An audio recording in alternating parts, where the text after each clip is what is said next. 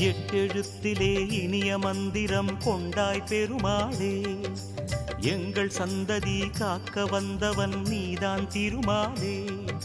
கஷ்டம் நீக்கிடும் கருணை தெய்வமே கலியுக பெருமாளே, காலம் காலமாய் காவல் தந்திடும் கோகுல திருமாலே.